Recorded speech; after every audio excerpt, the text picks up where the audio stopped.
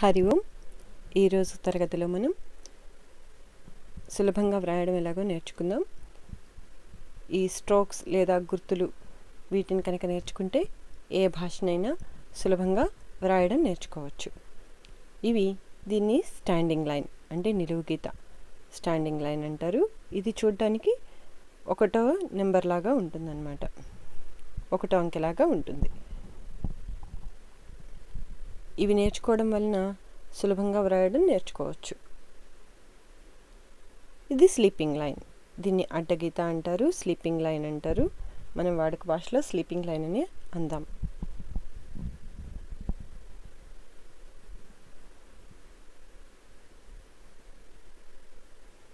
తర్వాత కర్వ్స్ అన్నమాట, అంటే కొంచెం వంకరగా ఉంటాయి కదా గీతలు, అట్లాంటివి అన్నమాట. వక్ర గీతలు అంటారు తెలుగులో. కొంచెం వంకరగా ఉండేవి లేదా ఇలా ఉండేవన్నమాట కర్వ్స్ అంటారు. మనం రాసేటప్పుడు standing line, sleeping line, curves అని అందాం. వీటితో పాటుగా సెమీ సర్కిల్స్. ఈ సెమీ సర్కిల్స్ ఇవి నేర్చుకోవడం వల్ల చాలా ఉపయోగం ఉంటుంది, ప్రత్యేకించి తెలుగు నేర్చుకునేటప్పుడు. ఈ సెమీ సర్కిల్స్ని ఎన్ని విధాలుగా వ్రాయొచ్చో చూడండి.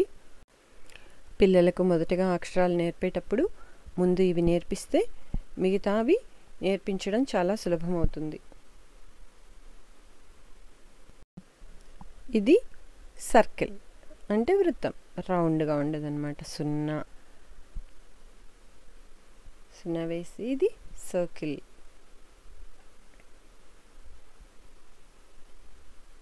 ఈ సర్కిల్ కూడా మనకి తెలుగు రాయడంలో చాలా బాగా ఉపయోగపడుతుంది. ఇవన్నీ చక్కగా పిల్లల చేత పలక మీద దిద్దించండి, లేదంటే ఒక నోట్బుక్ తీసుకొని ఆ నోట్బుక్లో ఒక లైన్ రాసిచ్చి మిగతా లైన్స్ అన్నీ వాళ్ళని రాయమని చెప్పండి. వీటిని ఇప్పుడు మనం ఒక నోట్బుక్లో ఎలా వ్రాయాలో చూద్దాం. మొదటిగా పిల్లలకు వ్రాయడం నేర్పించేటప్పుడు ఇలా రూల్ నోట్బుక్ తీసుకోండి. అది సింగిల్ రూల్ కావచ్చు, 4 రూల్ కావచ్చు. ఇలా ఈ 2 లైన్ల మధ్య వ్రాయడం కనుక వాళ్ళకి నేర్పిస్తే సులభంగా నేర్చుకుంటారు. మొదట్లో వాళ్ళకి కష్టంగా అనిపిస్తుంది, నెమ్మదిగా అలవాటవుతుంది. వీటిని ముందు బోర్డు మీద వ్రాసి చూపించాను. ఇప్పుడు పిల్లల కోసం నోట్బుక్లో ఎలా వ్రాసిస్తే వాళ్ళు సులభంగా నేర్చుకుంటారో అది చూపిస్తున్నాను. అది చూసి పిల్లలకి ఒక నోట్బుక్లో ఒక లైన్లో రాసి మిగతా లైన్లు రాయమంటే వాళ్ళు రాస్తారు. పెన్సిల్ పట్టుకోవడానికి కూడా వాళ్ళ వేళ్ళు పూర్తిగా సహకరించవు, కాబట్టి నిదానంగా నేర్చుకుంటారు.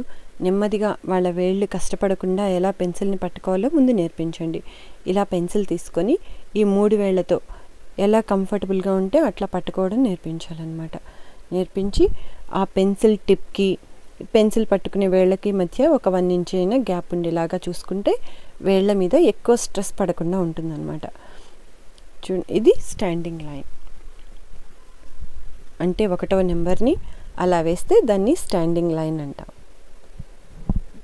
ఇది స్లీపింగ్ లైన్ అంటే 1ని పడుకోబెట్టామన్నమాట.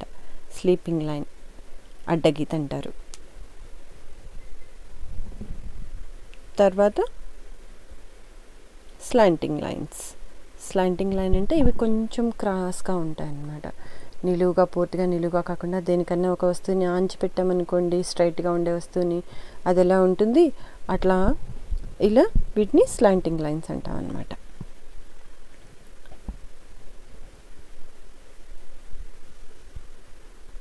ఇవి నోట్బుక్లో ఎలా రాయాలని చూపించడానికి చూపిస్తున్నాను.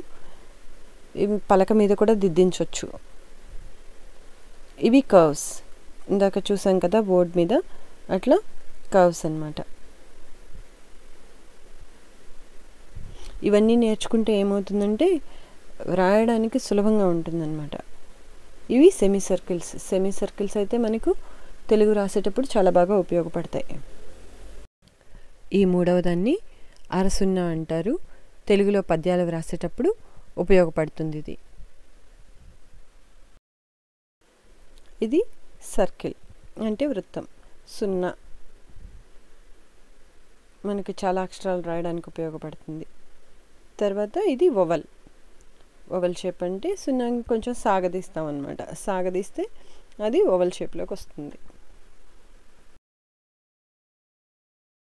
ఇలా ఒక పేజ్లో ఒక లైన్లో పైన లైన్లో స్టాండింగ్ లైన్, స్లీపింగ్ లైన్, రాయగలిగినన్ని కర్వ్స్ అవి రాసి వాటికి గీతలు కొట్టేసిచ్చారంటే మిగిలిన లైన్లన్నీ వాళ్ళు నింపేస్తారు. లేదంటే మీరు పలక మీద వ్రాసి దిద్దించవచ్చు. ఇప్పుడు ఈ స్ట్రోక్స్ని యూస్ చేస్తూ నెంబర్స్ ఎలా రాయాలో చూద్దాం. ఇలా చెప్తూ వ్రాయిస్తే చాలా బాగా గుర్తుంటుంది కూడా. Standing line, one single standing line. ఇలా స్టాండింగ్ లైన్ వేస్తే అది నెంబర్ 1 1. ఒక సెమీ సర్కిల్, దాని కింద ఒక స్లీపింగ్ లైన్ వేస్తే 2 నెంబర్ 2. ఒక సెమీ సర్కిల్, దాంతో ఇంకో సెమీ సర్కిల్ కిందకి వేస్తే నెంబర్ 3 3.